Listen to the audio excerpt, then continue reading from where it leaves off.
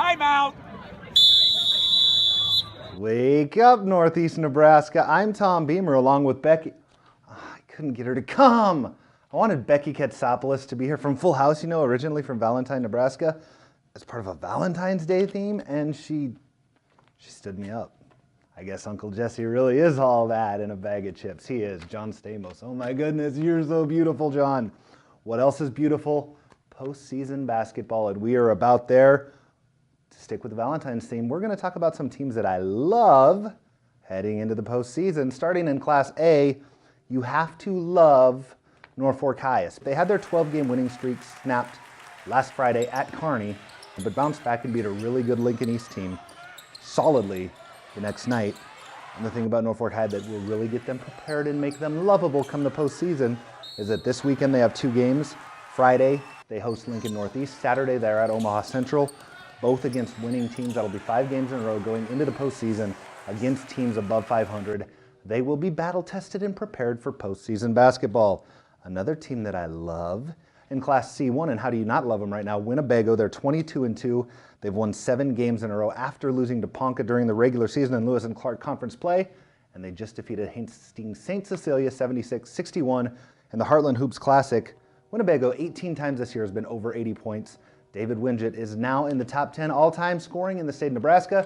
He passed this last weekend Wes Eichmeyer and Austin Kotzer on the all-time list to move into the number 9 position behind Bruce Chubbuck.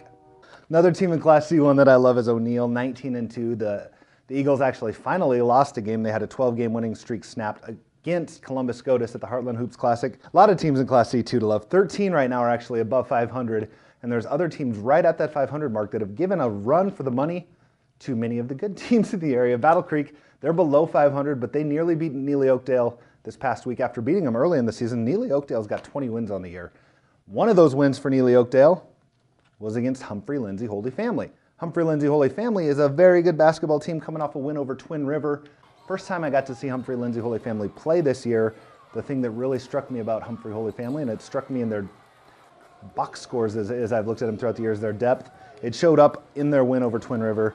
Logan Beller, Derek Reardon, Ashton Doman, Kenny Ostin, and Johnny Babel are all capable of scoring double figures every night. Babel actually got them started quickly, a couple early threes.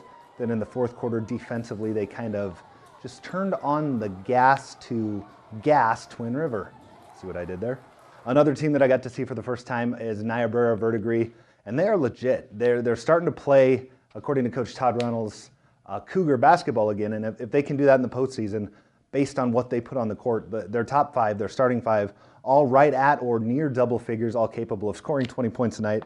And I think Ricky Bickerstaff, their junior point guard, is probably the best player you've never heard of, and I don't think he even realizes how good he is. He can get to the hole, get to the racket almost any time. A very good passer. He can finish if he needs to, step outside and shoot the ball. They have a lot of shooters. But this is a group that's been on the court for a few years together now, and they're starting to peak as we head to the postseason.